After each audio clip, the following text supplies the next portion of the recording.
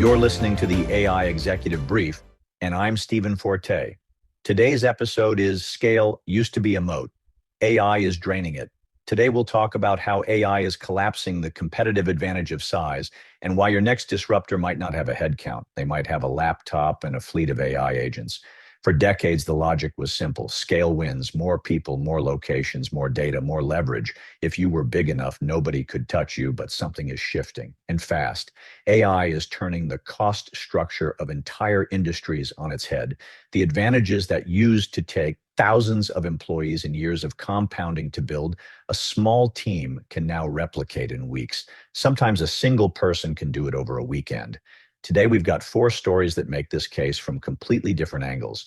A European retailer quietly becoming an infrastructure company, a group of teenagers worth $1 billion, the data behind the solo founder explosion, and a CEO who just told his managers that the default answer to hiring should be no. Let's start with Zalando. The German online fashion platform just posted its 2025 results and raised its 2026 outlook. EBIT forecast of roughly $720 to $810 million, up from about $645 million last year. The stock jumped 7%. Active customers grew to 62 million, up from about 52 million the year before. Gross merchandise value hit over $19 billion. These are not small numbers, but the numbers aren't what makes this story interesting. What makes it interesting is how they got there. Zalando is using AI to generate product images, 70% more content published at lower cost. They've rolled out AI-powered virtual try-on tools that are cutting size-related returns, which for anyone running an e-commerce operation, returns are one of the biggest margin killers in the business. Every return you prevent goes straight to the bottom line. And Zalando just figured out how to prevent a lot of them without adding a single person to the payroll. But here's the real kicker. Their software unit, Scayle, just signed Levi's to run worldwide e-commerce on their platform. Think about that for a moment.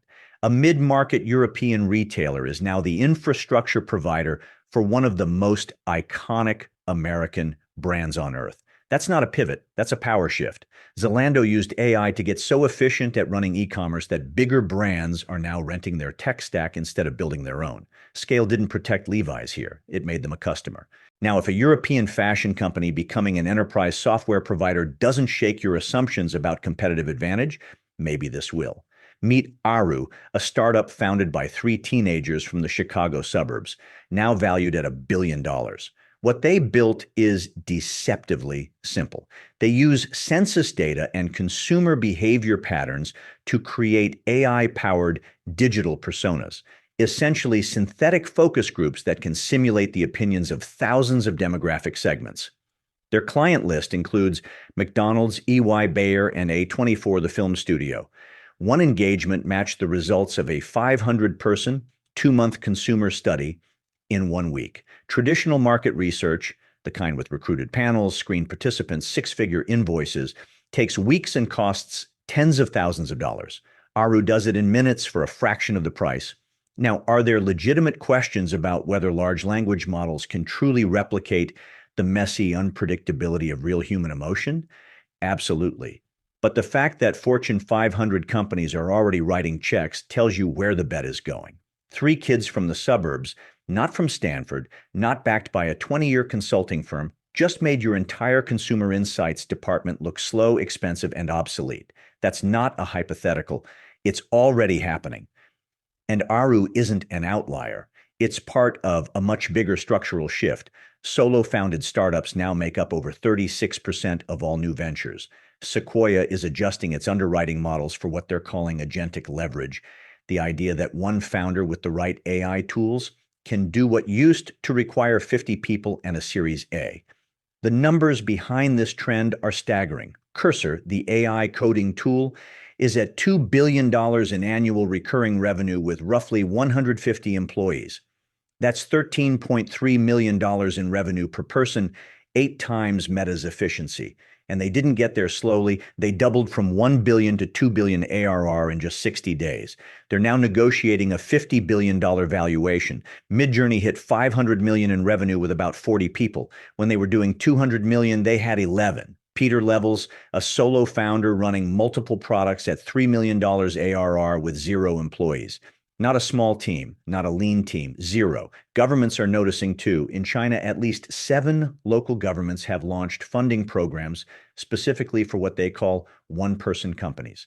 They're offering up to $1.4 million in subsidies, plus free housing and discounted office space. This isn't a niche experiment. It's industrial policy aimed at a new model of company formation. And here's the math that should keep every operator up at night. Forbes found that traditional startups burn 70 to 80% of their funding on salaries. A solo founder with AI replaces that headcount with a few $100s a month in tool subscriptions. That's 10 to 50 times more capital efficient.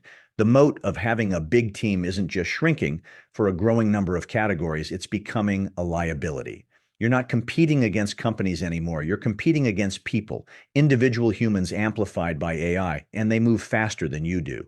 Which brings us to the question every CEO should be asking right now, and Shopify's Toby Lutke just made it official.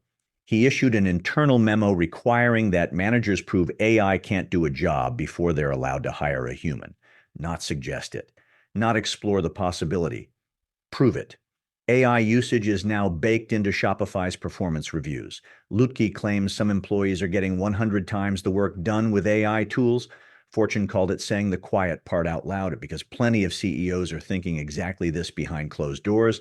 They're just not putting it in writing yet. And the workforce numbers tell the real story. Shopify went from roughly 10,000 employees to about 8,100 over the past 2 years. That's not a layoff headline. That's a structural redesign of what a company needs to look like when AI can handle a meaningful share of the work. The question Lutke is forcing his managers to answer is the question every leader should be asking about every open requisition sitting on their desk right now. Before you post that job, can AI do it? Not will it be perfect, not will it replace the entire role, but can it get you 80% of the way there for a fraction of the cost? If the answer is yes, you just found your new hire, and it doesn't need health insurance, a desk, or a one-on-one with its manager every Tuesday. So here's the through line across all 4 stories.